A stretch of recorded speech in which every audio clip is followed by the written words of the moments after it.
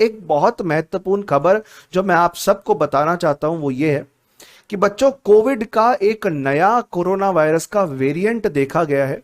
हमारे एनआईवी के द्वारा खोजा गया है नया variant. National institute of virology, ये एक संस्था है, एनआईवी पुणे, इसके द्वारा एक नया कोविड का वेरिएंट देखा गया है। कुछ विदेशी यात्री, इंटरनेशनल ट्रैवलर्स के अंदर आइडेंटिफाई किया गया है। कोविड 19 का एक और खतरनाक डेडली वेरिएंट है दोस्तों।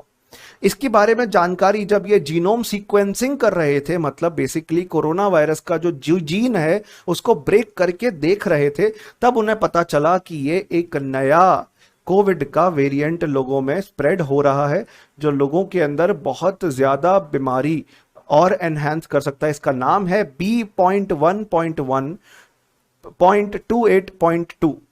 ये आप कहोगे सर ये कैसा अजीब सा नाम है, पर यार एक्चुअली यही नाम है। B.1.1.128.2, ये हमने इसको नॉमेनक्लेचर दिया है, नाम दिया है, संज्ञा दिया है। ये इंडिया के अंदर नया सिवियर कोरोना वायरस वेरिएंट खोजा गया है। अब देखो, थोड़ी तो अभी शांति पड़ने लगी थी कुछ दिनों से, जब से कोरोना के केसेस में कमी आने लगी थी। हमारे को we took a sigh of relief, हमें थोड़ी सी रिलीफ मिलने लगी थी।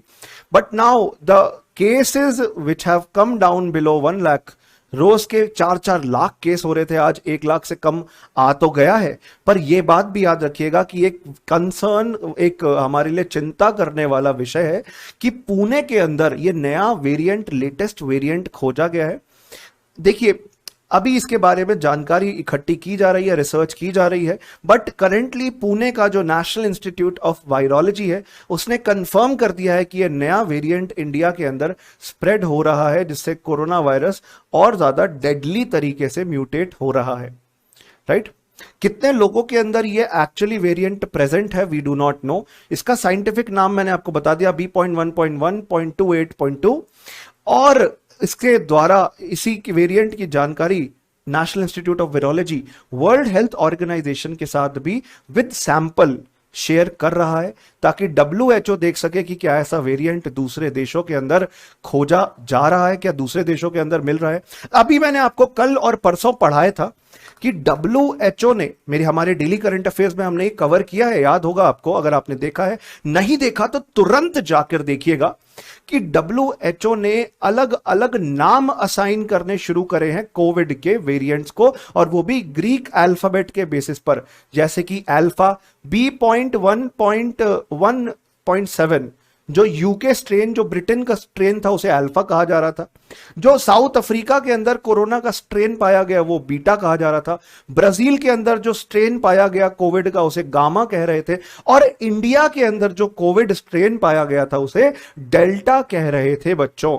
तो ये अलग अलग समय पे अलग अलग कोविड के स्ट्रेन ढूंढे गए थे, उनको अलग अलग नाम दिया था। ऐसे ही एप्सिलॉन, जेटा, एटा, थेटा, अलग अलग, जैसे ABCD, अलिफ बे अ ख ग होता है आपके अलग अलग लैंग्वेजेस के अंदर, ये अल्फाबेट होते हैं। ग्रीक में भी ये अल्फाबेट होते हैं, alpha, beta, gamma, delta, epsilon, zeta, जो मैं आपको अभी बता रहा हूं।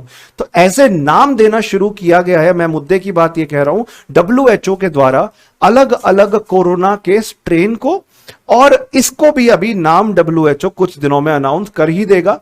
मैंने आपको बताया alpha, beta, gamma, delta, epsilon, zeta, eta, theta, iota, ये सब आपके ग्रीक अल्फाबेट है। तो आप ये मत सोचिएगा कि सर ये क्या उच्चारण कर रहे हैं आप, ये ग्रीक अल्फाबेट है। जैसे ABCD होता है, क ख ग होता है, राइट? क ख ग तो आपको आता ही होगा, और ABCD भी आता ही होगा, बचपन में सीखा है। वैसे alpha, beta, gamma Greek language के अंदर होता है। साइंटिफिक नेम मैंने आपको बता दिया, जो भी आपको याद रखना है। इसके बारे में जानकारी इकट्ठी की जा रही है, रिसर्च हो रही है।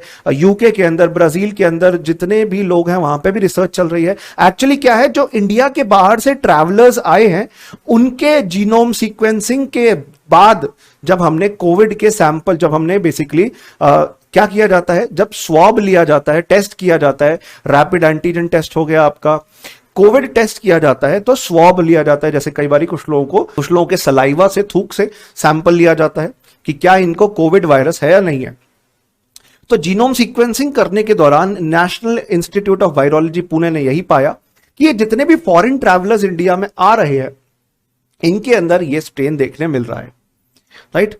अच्छा, अभी आपके लिए वैसे ये बात इंपॉर्टेंट नहीं है, फिर भी मैं बता देता हूं। सीरियन हैमस्टर मॉडल नाम का एक मॉडल है। सीरिया देश है एक। सीरियन हैमस्टर मॉडल, सीरिया एक देश है और हैमस्टर चूहे की एक चूहे जैसी एक प्रजाति होती है रोडेंट की। सीरियन हैमस्टर मॉडल का यूज किया गया था पैथोजेनिसिटी देखने के लिए कि कितना पैथोजन प्रेजेंट है उसके जीनोम के अंदर। किसी व्यक्ति का जिसका सैंपल लिया जो इन्फेक्टेड था इस स्ट्रेन से, कितना पैथोजन प्रेजेंट है, मतलब बेसिकली कितना कोरोना इन्फेक्शन है उनके शरीर में, राइट। तो हमने गले से, मैंने जैसे बताया, थूक से कलेक्ट करके, नेजल स्वॉब, नाक में वो एक सैंपल कलेक्शन एक यूज किया जाता है इंस्ट्रूमेंट, उसके द्वारा सैंपल कलेक्ट किए जाते हैं। उनके बाद द्वारा सीरियन हैमस्टर मॉडल का इस्तेमाल किया जा रहा है इसकी पैथोजेनिसिटी देखने के लिए कि कितना ज्यादा इन्फेक्शियस हो सकता है, इन्फेक्शन हो सकता है दोस्तों। और इंडियन लैब के अंदर ये मिले हैं, 2 लोगों से सैंपल कलेक्ट कर रहे हैं, पर अभी तक ये स्ट्रेन इंडिया के लैब में मिला है। अब इससे क्या होगा आगे कुछ नहीं पता यार। डेल्टा जो अभी वेरिएंट कुछ समय पहले मिला था वैसा ही एक सेम काफी सिमिलर वेरिएंट है। और कुछ लोग कह रहे हैं कि जो सबसे खतरनाक वेरिएंट आपका अल्फा वेरिएंट था कोविड का, उससे भी ज्यादा खतरनाक हो सकता है। आज जो ढूंढा गया है नेशनल इंस्टीट्यूट ऑफ वायरोलॉजी के द्वारा, पुणे के द्वारा, ये उससे भी ज्यादा डेंजरस हो सकता है। इसके द्वारा वेट लॉस होने लगता है, वजन कम होने लगता है जिनको भी इंफेक्शन हो जाए। लंग्स के अंदर, उनके सांस लेने की प्रणाली के अंदर, लंग्स के अंदर, छाती के अंदर कहीं ना कहीं घाव होने लगते हैं, लीजन्स होने लगते हैं। लीजन्स मतलब घाव होना, LESIONS। और उनकी बॉडी में बहुत ज्यादा वायरल लोड आता है, मतलब बहुत हैवी इंफेक्शन होता है, जिसके लिए हैवी स्टेरॉइड्स और एंटीबायोटिक्स का इस्तेमाल करना पड़ता है। और आपको पता है हैवी एंटीबायोटिक्स के यूज के बाद फिर ये फंगल डिजीज भी हो जा रहे हैं, ब्लैक फंगस, येलो फंगस। तो आप एक बात समझो कि एक बार अगर ये इन्फेक्शन आपको हुआ तो बहुत नाजुक स्थिति हो सकती है। रिसर्च पेपर तो यही कह रहा है कि ये बहुत डेंजरस हो सकता है, पर अभी हम देख रहे हैं धीरे धीरे क्या डेवलपमेंट होती है इस दिशा में, क्या सुधार, क्या काम होता है। जानकारी इकट्ठी की जाएंगी और देशों के साथ, WHO के साथ संपर्क साधा जाएगा। कॉन्टैक्ट करने के बाद जो रिसर्च का डिसीजन आएगा उसके बेसिस पर हम बता पाएंगे कि ये वेरिएंट एक्चुअली कितना ज्यादा खतरनाक है, क्योंकि अभी तक तो सिर्फ अटकलबाजी चल रही है। पर मैं आज एक जो डायरेक्टर है Indian council of medical research की एक संस्था, national institute of virology Pune की, उनका नाम है प्रिया एब्राहम, प्रोफेसर प्रिया एब्राहम। मैं उनका एक इंटरव्यू देख रहा था, एक आर्टिकल भी उन्होंने लिखा था। तो प्रिया मैम ने यह बताया है, जो कि ICMR का, Indian council of medical research का, भारतीय स्वास्थ्य अनुसंधान, चिकित्सा अनुसंधान संस्था का, परिषद का जो एक संस्था है, national institute of virology Pune के अंदर, महाराष्ट्र के अंदर, उन्होंने ये कहा कि this is not currently circulating, currently it is not a public health issue. अभी फिलहाल में जनता के अंदर ये नहीं संक्रमित हो रहा है, कुछ समय बाद शायद हो सके अटकलबाजी की जा सकती है, पर अभी फिलहाल में ये कंटेन्ड है, अभी तक लोगों में पूरी तरह फैलना नहीं शुरू हुआ है। तो रिसर्च करते हैं, देखते हैं, पता चलेगा कि क्या एक्चुअली कितना ज्यादा ये डेडली वायरस